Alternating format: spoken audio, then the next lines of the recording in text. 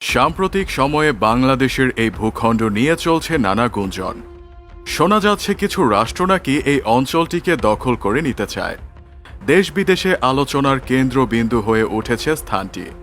সামাজিক যোগাযোগ মাধ্যম থেকে শুরু করে বিভিন্ন শ্রেণীর মানুষের মাঝেও তাই এই অঞ্চল নিয়ে তৈরি হয়েছে নানা প্রশ্ন। মূলত এটি একটি দ্বীপ। ভৌগোলিকভাবে এই জায়গা তিনটি অংশে বিভক্ত।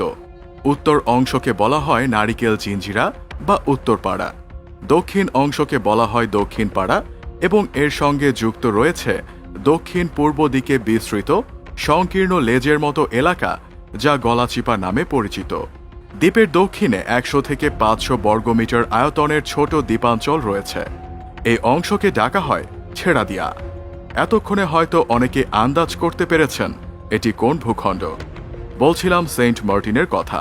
সেন্ট মার্টিনের আয়তন প্রায় 8 বর্গ কিলোমিটার এবং উত্তর দক্ষিণে লম্বা।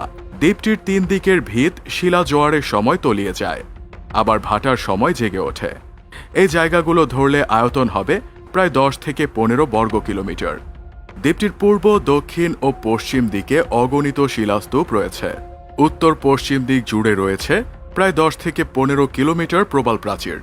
ঠিক কবে প্রথম এই দ্বীপটিকে মানুষ শনাক্ত করেছিল সে ব্যাপারে সঠিক কোনো তথ্য জানা যায় না। প্রথম দিকে কিছু আরব বণিক এই দ্বীপটির নামকরণ করেছিল জিঞ্জিরা। তারা চট্টগ্রাম থেকে দক্ষিণ পূর্ব এশিয়ায় যাতায়াতের সময় এই দ্বীপটিকে বিশ্রামের জন্য ব্যবহার করত। কালক্রমে চট্টগ্রাম এবং সেই সংলগ্ন মানুষ এই দ্বীপকে জিঞ্জিরা নামেই চিনত। 1890 সালের দিকে কিছু বাঙালি এবং রাখাইন সম্প্রদায়ের মানুষ এই দ্বীপে বসতি স্থাপনের জন্য আসে। এরা ছিল মূলত মৎস্যজীবী। যতটুকু জানা যায়, প্রথম অধিবাসী হিসেবে বসতি স্থাপন করেছিল 13টি পরিবার। এরা বেছে নিয়েছিল দ্বীপটির উত্তরাংশ। কালক্রমে এই দ্বীপ বাঙালি অধ্যুষিত এলাকায় পরিণত হয়। আগে থেকেই এই দ্বীপে কেয়া এবং ঝাউ গাছ ছিল। সম্ভবত বাঙালি জেলেরা পানির অভাব এবং ক্লান্তি দূর করার জন্য প্রচুর পরিমাণ নারকেল গাছ এই দ্বীপে রোপণ করেছিল। কালক্রমে পুরো দ্বীপটি একসময় নারকেল গাছ প্রধান দ্বীপে পরিণত হয়।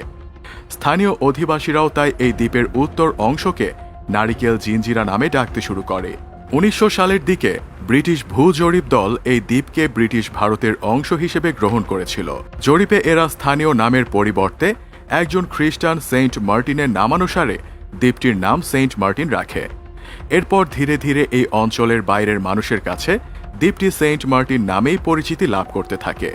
আবার আরেকভাবে বলা হয়, 1900 সালের দিকে দ্বীপটিকে যখন ব্রিটিশ ভারতের অন্তর্ভুক্ত করা হয়েছিল তখন চট্টগ্রামের জেলা প্রশাসক সেন্ট মার্টিনের নাম অনুসারে দ্বীপটির নামকরণ করা হয়। যদিও অনেকে মনে করেন সেন্ট অর্থাৎ কোনো সাধুর নামে দ্বীপটির নাম দেয়া হয়েছে।